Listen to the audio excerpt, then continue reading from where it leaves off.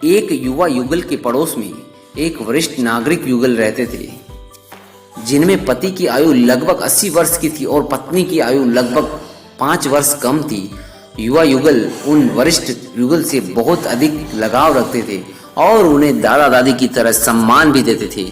इसलिए हर रविवार को वो उनके घर उनके स्वास्थ्य आदि की जानकारी लेने और कॉफी पीने के लिए चले जाते थे। युवा युगल ने देखा कि हर बार दादी जी जब कॉफी बनाने रसोई घर में जाती तो कॉफी की शीशी की ढक्कन को दादाजी से खुलवाती थी।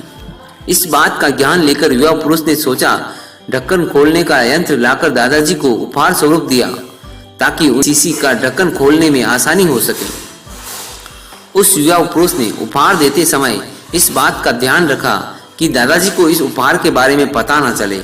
उस यंत्र के प्रयोग की विधि भी दादी जी को अच्छी तरह से समझा दी।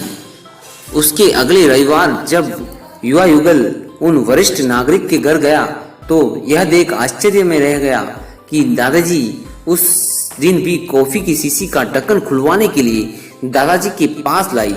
युवा युगल ये सोचने लगा कि दादाजी को उस यंत्र का प्रयोग करना नहीं आता, या फिर वो प्रयोग करना भूल गई, या फिर यंत्र काम नहीं कर रहा है।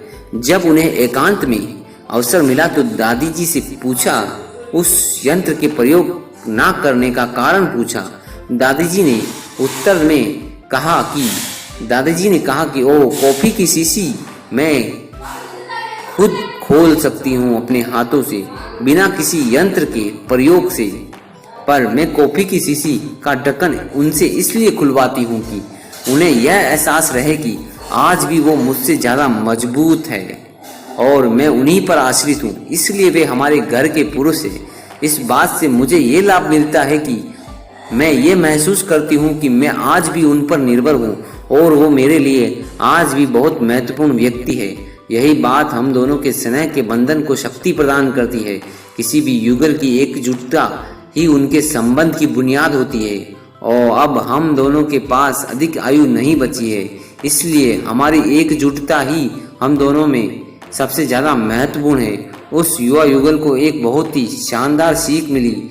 वरिष्ठ नागरिक चाहे घर में किसी भी प्रकार की आमदनी का कोई सहयोग न दे, पर उनके अनुभव हमें पल पल महत्वपूर्ण सीख देते रहते हैं। धन्यवाद दोस्तों।